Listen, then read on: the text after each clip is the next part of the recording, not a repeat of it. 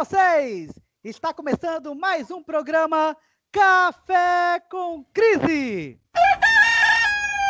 E hoje nós temos um programa muito especial, em que nós recebemos uma grande figura da cultura cearense. Vocês o conhecem por ele trazer alegria a várias pessoas aqui do Ceará e do Brasil também, por que não? Uma grande figura do humor e da brincadeira cearense.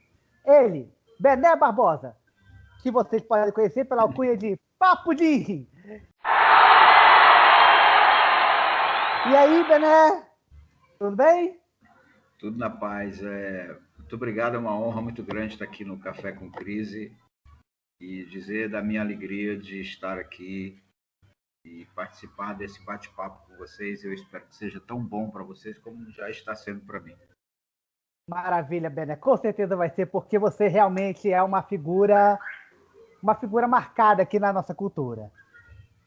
E para começarmos esse momento, Bené, a gente gostaria de fazer aquela pergunta que a gente faz para todo entrevistado aqui do Café com Crise. Para você, Bené Barbosa, o que é o riso?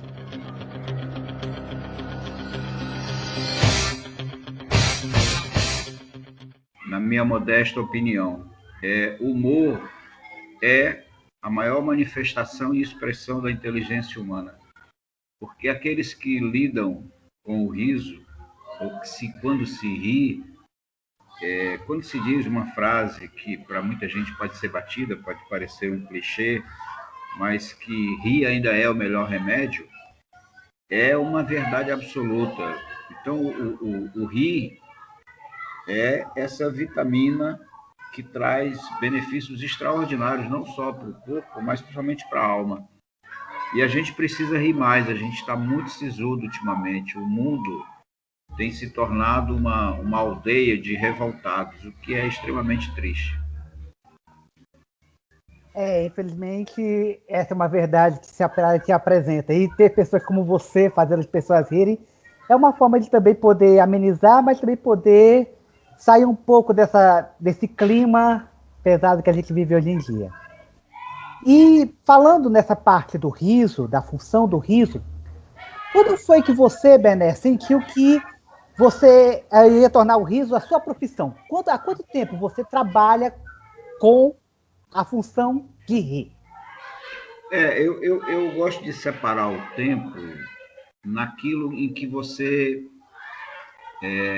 consegue ter um certificado, né? Então, veja assim, para aquele que é médico e leva 4, 5, 6 anos numa faculdade, enquanto ele está fazendo a faculdade, ele não pode dizer que é médico, né? Então, ele só passa a ter esse direito, não é quando ele recebe esse canudo na faculdade, mas quando ele chega ou vai trabalhar numa clínica, no hospital, seja lá o que for, e ele começa a exercer a profissão dele.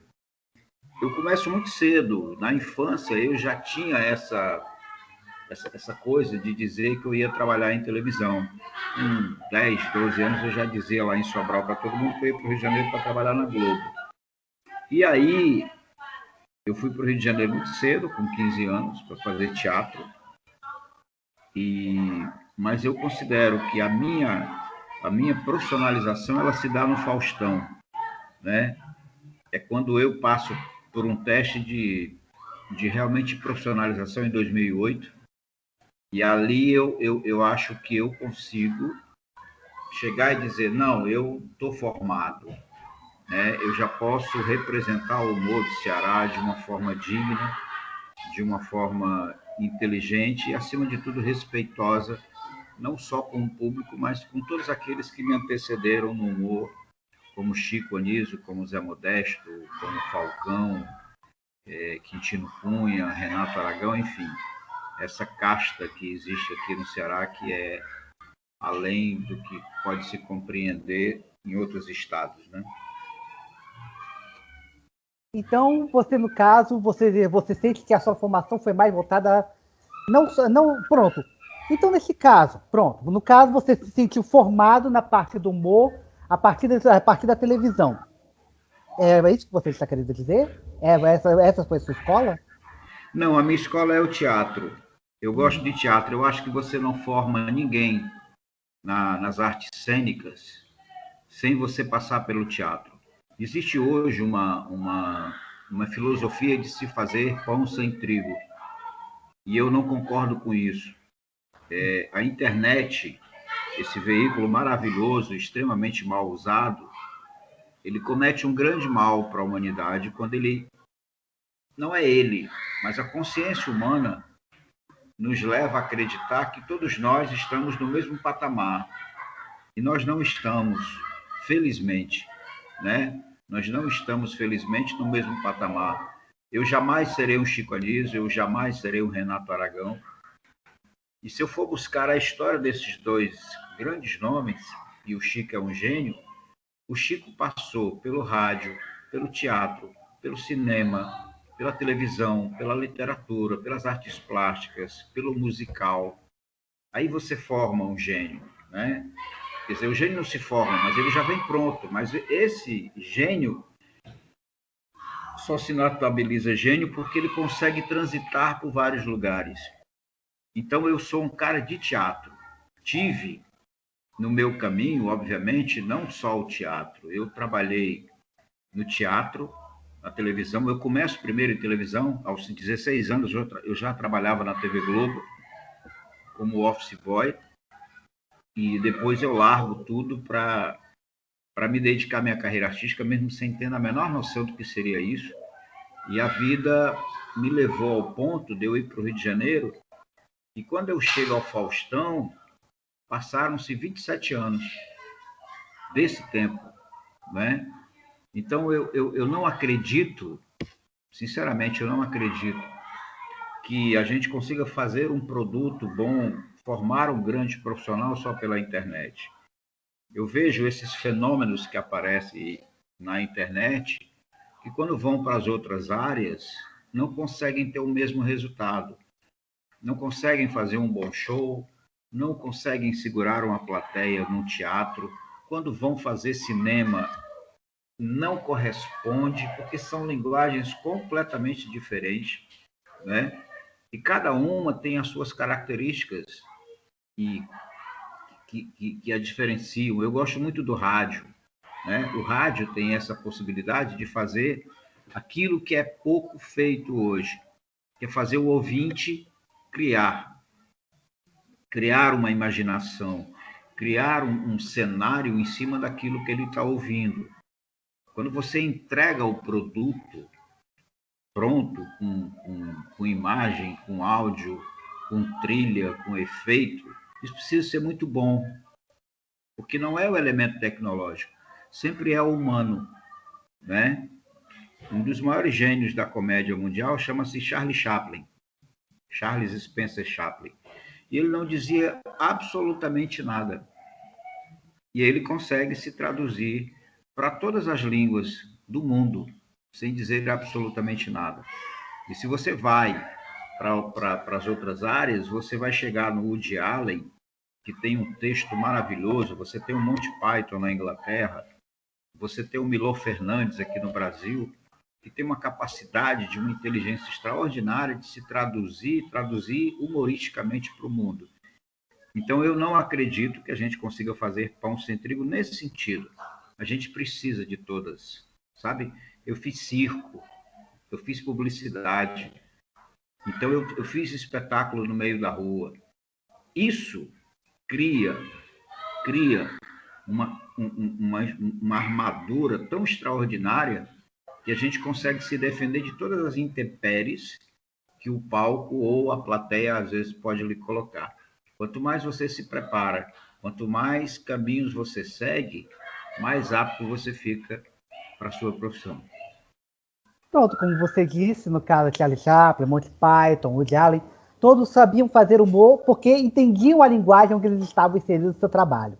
E no caso, como você mesmo falou, você trabalha muito no teatro, especialmente, e sendo que você é muito reconhecido principalmente por shows de humor, especialmente por conta da figura pela qual você se tornou reconhecido, que é o Papudim. E aí vem a pergunta, de onde surgiu o Papudim? Rapaz, o Papudim ele é uma coxa de retalho das minhas observações.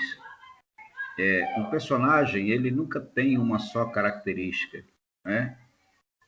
Quando eu olho para os meus personagens, eu sempre olho como um ser humano, que é o indivíduo, né? Do indi, no sentido mais íntimo da palavra, que ele tem que ter data de nascimento, ele tem que ter signo, ele tem que ter um trauma, ele tem que ter um sonho, ele tem que ter uma fantasia, ele tem que ter um conflito, principalmente. Não se faz personagem sem conflito. Nenhuma história consegue se sustentar se ela não tiver conflito, principalmente na comédia. Qualquer obra que você faça, mas a comédia também precisa desses conflitos.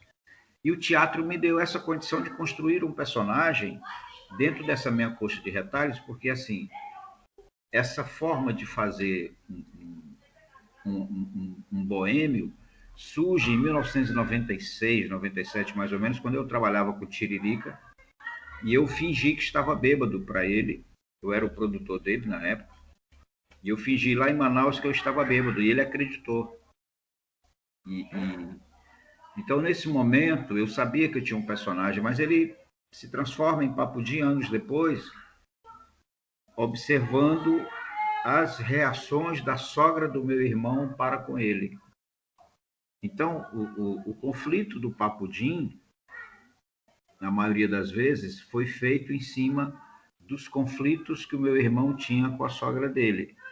E eu comecei a viajar para saber qual eram os pensamentos dele, né? E me lembro que eu fui construindo esse personagem a partir daí. Só que ele não é só isso. Ele é um filósofo, né? Ele é um filósofo que nos anos 80, aqui no Ceará, frequentava a Praia de Iracema, frequentava ali o Casbah, e ele é um personagem que mora na periferia, mas para muita gente, para os amigos dele, ele mora na aldeota, né? Então, assim, ele é aquilo que a gente chama do cearense que só quer ser as pregas, né? Então, o Papudim criou como defesa dessa estrutura social dele, do convívio dele com os amigos, ele criou um personagem chamado Birita, que ele disse que é amigo dele. Quando, na realidade, ele não está falando do Birita, ele está falando dele. Então, são subtextos que, por isso que o personagem é tão forte, né? Ele consegue impactar. E aí vem uma outra construção que é impressionante como as coisas se juntam. Tem uma frase do Chico Xavier que eu gosto muito, que ele diz o seguinte: aquilo que é seu há de encontrar um caminho para chegar até você. E eu, quando comecei a fazer o Papudim, ele tinha cores muito leves, sabe? Tinha um cor muito leve. Quando eu faço um novo figurino para ele, coloco um laranja nele, que laranja significa criatividade, intensidade, né? Toda essa gama de coisa expressiva, aí ele é a oportunidade que ele chega no Faustão. Então, todas as coisas estão ali. Por que eu fiz o figurino desta forma? Porque o laranja dele representa o sol do Ceará, certo? O Toda azul... uma questão de simbolismo, no caso. Perfeito. Você não constrói um personagem, que eu costumo dizer que é o personagem casca. Não adianta você se vestir se ele não tem o que dizer, tá certo? É preciso que quem faz rir ou quem faz drama, mas principalmente quem faz rir, tenha a necessidade de entender que tudo que esse personagem vai dizer tem que ser verdadeiro, né? Que quando você está mentindo, você não tem segurança do que você está dizendo. Mas quando você fala a verdade, você pode ter a chuva de canivete para tudo quanto é lado que você tem ali. Então, esse personagem tem uma antipatia em relação à sogra dele e que ele consegue ser extremamente verdadeiro sem ser rude. Ele é sarcástico, é sarcástico. Confesso que tem uma acidez no humor do Papudim em determinados momentos que passam desapercebidos pela leveza com que esse personagem consegue transitar. Então, isso, para mim, é de extrema importância. E eu não tem 7 anos que eu não me apresento nas casas de show de Fortaleza. Não porque eu esteja rico, não porque eu esteja famoso, seja lá o que for, muito pelo contrário. Mas é porque eu acho que você tem sempre que oferecer o melhor para o público. Então, o Papudim é uma espécie de joia rara que eu tenho, que não é para todo mundo, sabe? Não é para todo Sim. mundo, não é um sentido arrogante da palavra. Mas quando eu digo não é para todo mundo, é porque eu tenho cuidado com ele de oferecer para esse mundo o melhor dele. Então, quando eu levo para o teatro, eu tenho uma estrutura de cenário, de luz, de trilha, de toda uma conjuntura de mapping, para que o público saia dali dizendo o seguinte: não é só um show de humor, né? Eu também não acho que seja um show de humor. Eu não gosto da palavra show de humor. Aí eu participo junto com a Ariana. Eu acho que é um monólogo do Papudim. E ele transita pela intelectualidade que ele adquiriu, ele transita pela política, pelos relacionamentos, pela economia, enfim, há uma série de coisas nele que ele consegue ser visto de uma forma muito rápida, porque ele consegue, como diria o Hélio Rocon, que o personagem, para existir de verdade, ele tem que estar nu. Então não é a roupa dele, é ele. E nesse ponto, a partir dessa sua criatividade, de todo esse processo que você fez e realizou para criar o Papolim, levá-lo para o palco, trabalhar com ele desde a década de 80, né, no caso, por todo esse processo da construção do Papolim. Para você, Bené Barbosa, qual é o maior desafio de um artista do humor? Quais são os maiores desafios que o artista do humor tem para chegar a essa criatividade de criar um personagem como o Papolim? Existe um filme chamado O Gladiador, que eu acho que vocês já devem ter assistido. Já. Eu, eu sempre penso, Diego, o seguinte: tudo que eu faço, eu tenho uma projeção mínima de tempo chamado 20 anos. Eu não faço absolutamente nada que eu não mergulhe nessa pergunta. O que eu estarei fazendo daqui a 20 anos? Tá certo? Então, quando eu construo um personagem, eu preciso saber o tempo dele. Então, se você pegar o Papudim, você sempre terá na história da humanidade, em qualquer lugar do mundo, um boêmio, um intelectual, aquele que se acha injustiçado, né? Eu tenho outro personagem que é homossexual, que é o Thomas, né? Então, os meus personagens, eu considero que são os marginais, nesse sentido, porque são personagens que são vistos. Eu não gosto da palavra preconceito, né? E também não gosto da impressão, porque eu sempre acho que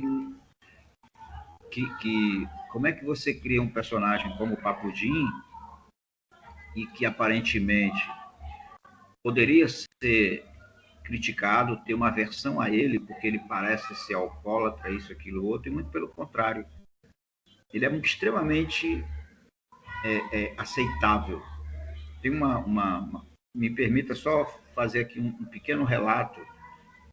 Há muitos anos atrás, há muitos Claro, anos vontade. não, há muitos anos não, porque senão eu vou parecer que eu já estou fazendo as coisas há muito tempo. Mas alguns anos atrás, eu fazia uma apresentação no Teatro do Humor Cearense. Passaram-se os anos e depois que eu fui para o Faustão, eu fui fazer um show em Brasília. E quando eu cheguei lá na casa para fazer a passagem de som, ver uma série de coisas, um cara chegou para mim e disse: Rapaz, é o seguinte, tem uma pessoa aí que trabalha na presidência da República que mandou reservar uma mesa aqui com 12 pessoas. E eu digo: Tá certo, tranquilo.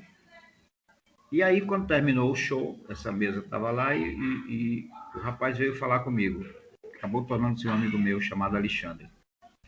Ele disse o seguinte: Cara, eu vim aqui porque eu lhe assisti no Teatro do Humor Cearense e na época o meu filho tinha 6 anos de idade. E eu o levei, e ele se acabava de rir com você em cima do palco, e eu não entendia, porque o seu texto não é para criança, muito pelo contrário, que você não usa palavrão, você não mexe com ninguém, você não usa de música para puxar a plateia, enfim. E esse meu filho se acabava de rir. E aí, quando ele chegou no hotel, ele perguntou para o filho dele: Filho, por que você ria tanto? Ele disse: Pai, por causa das caretas dele. Então, um personagem que aparentemente poderia ter essa versão do outro passa a conquistar as crianças, né? Porque a criança ela não tem o sentido da maldade do que ele está dizendo, isso, aquilo, outro.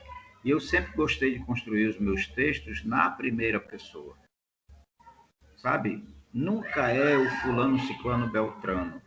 A primeira pessoa é ele, é o Papudim. A capacidade de rir de si próprio. Exatamente. Que aí é que eu acho que está a inteligência, né? Ariano Suassuna é extraordinário nessa percepção de como ele vê os seus personagens, e que por mais contrário que se pareça, por mais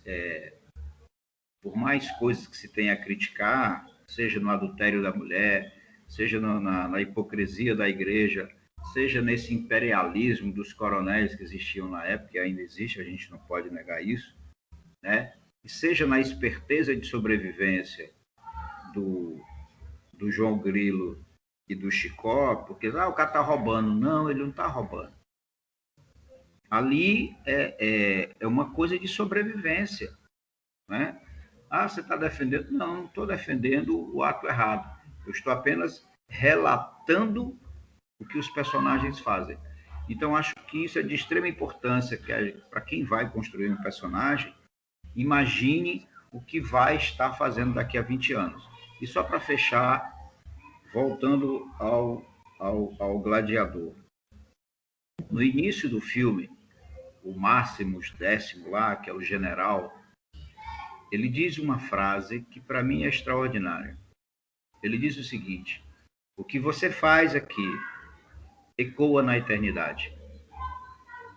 Então, aquilo que eu devo fazer deve ecoar na eternidade, mas de que forma eu quero que ecoe?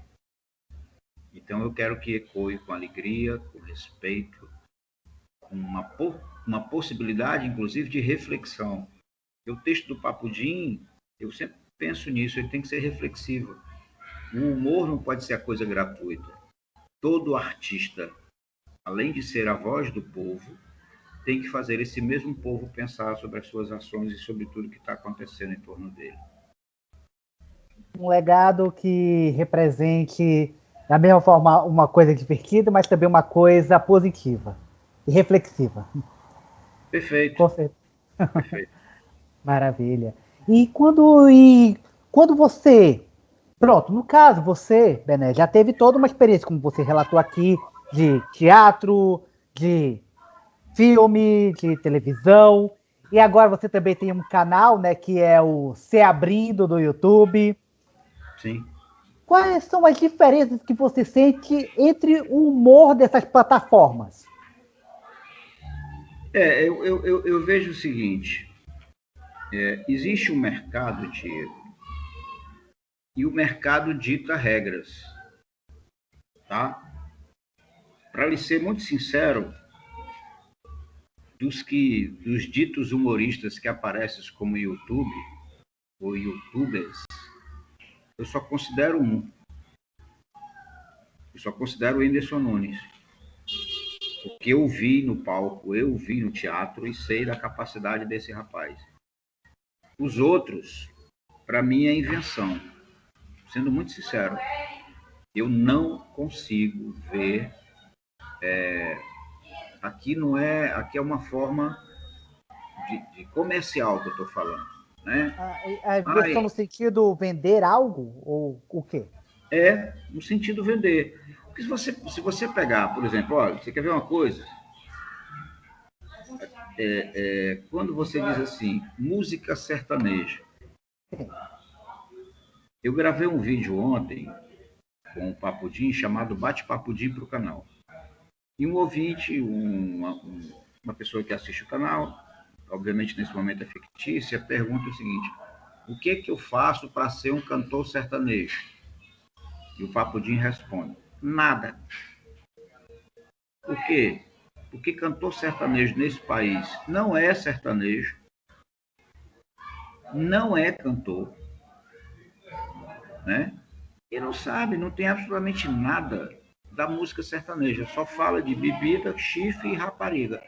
Então, isso não tem, dentro do universo sertanejo, não tem isso.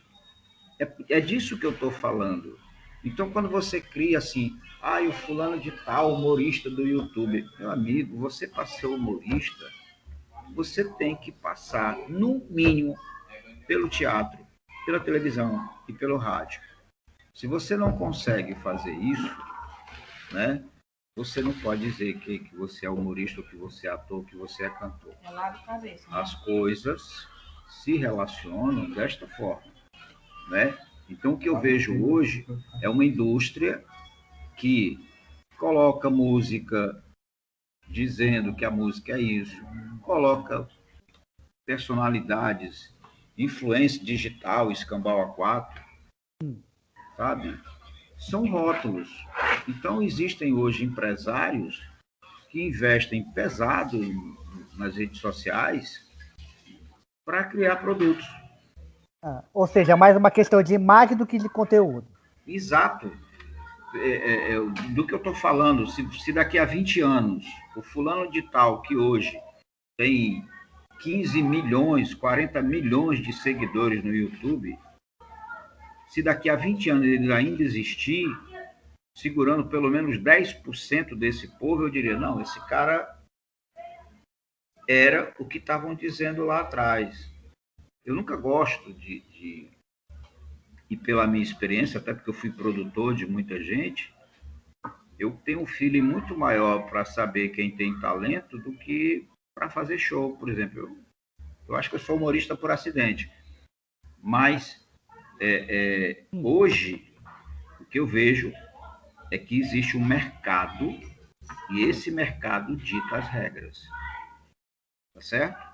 Então existem hoje empresários que decidem que a música tal vai ser a música do verão, que a música tal, aliada à cerveja fulano de tal, vai impulsionar isso, isso e isso.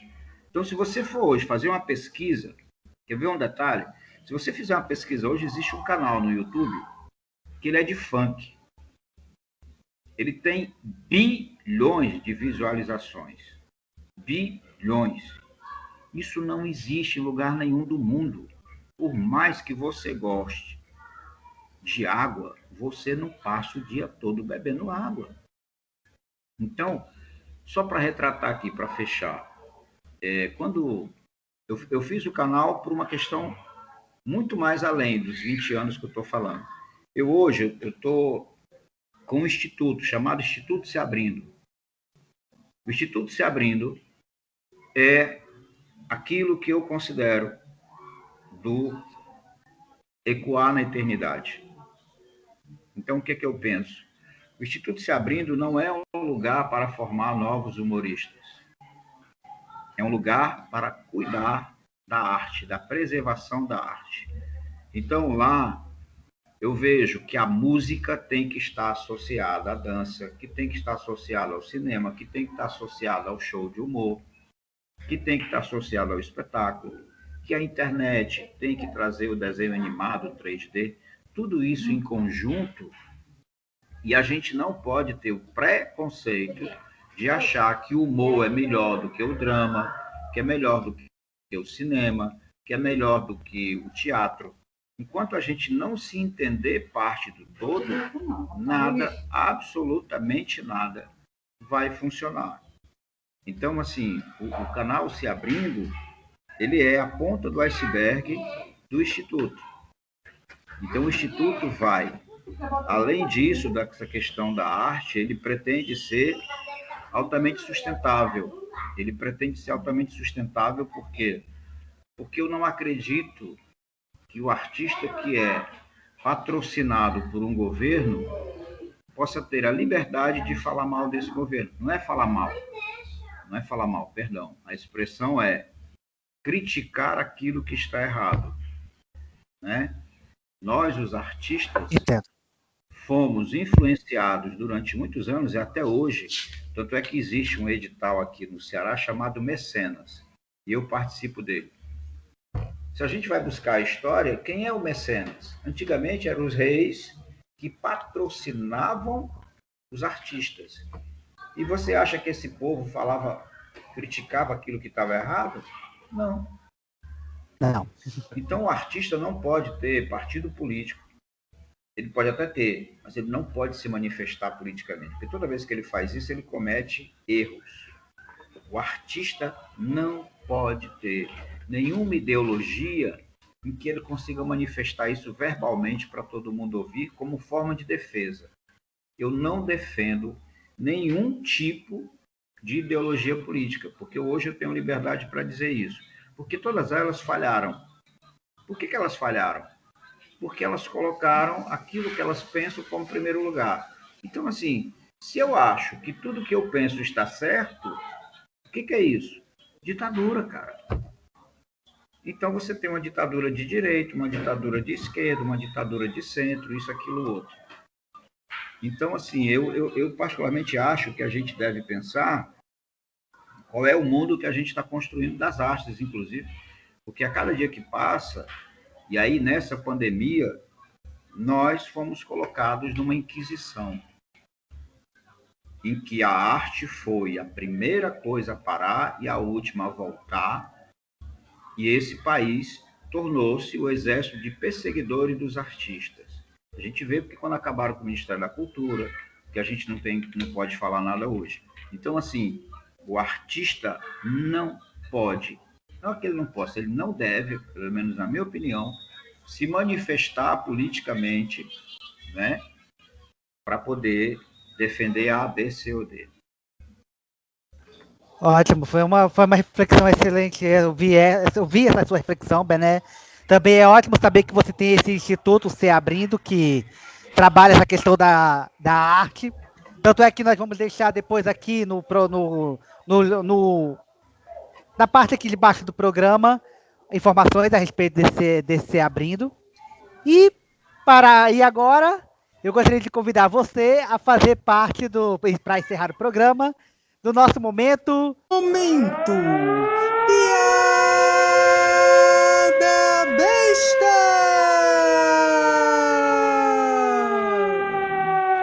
Pronto, né? Vamos embora. Pronto, o que é a piada besta? A piada besta é uma coisa criada pelo Grupo Cris, alguns anos atrás, que Sim. A ideia, como o próprio nome diz, é contar piadas. Só que aqui funciona de uma forma um pouco diferente. Como? Geralmente, quando você conta uma piada e ela é boa, as pessoas riem, aplaudem e tudo mais. Sim. E quando a piada é ruim, elas vaiam. Certo. Mas aqui, a gente faz o inverso. Quando a piada é boa, a gente vaia. E quando a piada é ruim, a gente aplaude. Certo. Deu para entender a ideia? Deu, sim. Maravilha. Então, Eu vou só juntar os dois neurônios que eu tenho aqui para ver se eu consigo responder. Pronto. Eu vou aqui para começar, só para a gente sentir a vibe, como é que funciona. Certo. Vamos aqui. Sabe por que o Roberto Carlos é rei? Porque no show dele só vai coroa.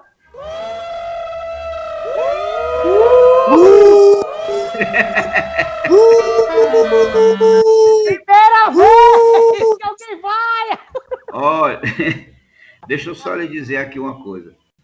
Não existe coisa mais engraçada do que a corra besta. Certo? Eu gosto, porque acontece o seguinte, eu acho isso sensacional. Eu meti uma vaia aqui, passaria vaiando a noite toda. A besteira é a vitamina, cara, para a inteligência. Certo? Porque as pessoas, isso é coisa, como diz o Sérgio, correia mais besta. Mas, macho, você tem... que existe uma coisa que o Chico Anísio dizia, que para você fazer um personagem ou construir uma piada, o primeiro segredo é fazer com que ela seja entendida por todo mundo. Isso é uma grande sacação. A segunda é que tem pesquisa. Ninguém faz uma besteira real dessa sem entender quem é Roberto Carlos, sem entender do público dele, sabe? E a besteira, cara, é alimento da alma. Eu vou contar aqui uma coisa que pouca gente sabe. O Cacete Planeta, quando foi entrar na Globo, fizeram um piloto e chamaram Chico Anísio para assistir, para o Chico Anísio dar o aval. E os caras do Caceta lá, tudo nervoso, vendo o Chico chegar para assistir, botaram o Chico numa sala e os caras em outra, eles vendo o Chico. E o Chico se acabando de rir com os vídeos dos caras. Os caras ficaram todos, né? Como diz o cearense, todo inchado. Quando terminou, foram perguntar para o Chico. E aí, Chico, gostou? Ele disse, rapaz, é bom, mas não presta, não. O cara, como é, Chico? Ele disse, rapaz, é bom, mas não presta. É bom para mim. A pergunta é, a moça que trabalha lá em casa vai entender o que vocês estão dizendo?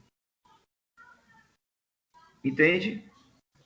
Então, assim, essas besteiras ré de vocês aí, de vocês e do mundo todo, para mim, cara, é um sinal de inteligência extraordinário. Que coisa mais besta do que o Chicó dizer? Não sei, só sei que foi assim. E você ri disso. Por quê? Porque está dentro de nós, sabe? Nesse sentido, isso faz parte da gente. Eu já fui convidado para fazer show fora do Brasil e eu não vou, porque eu não entendo a realidade dos caboclos.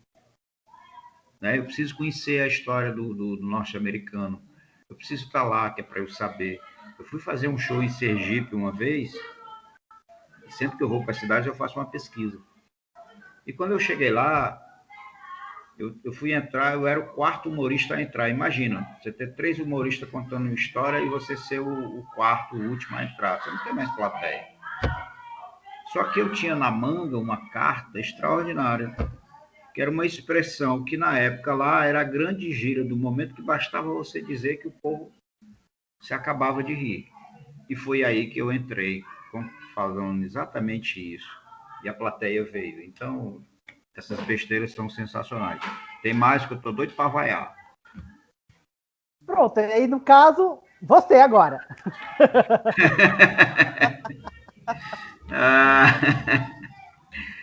Rapaz. Eu gosto muito de falar sobre aquilo que acontece comigo, né? Como eu sempre disse. Quando eu tinha 16 anos, eu morava no Rio de Janeiro, eu morava na favela da Rocinha, e eu tive depressão porque eu me achava feio. Hoje eu tenho certeza que eu sou.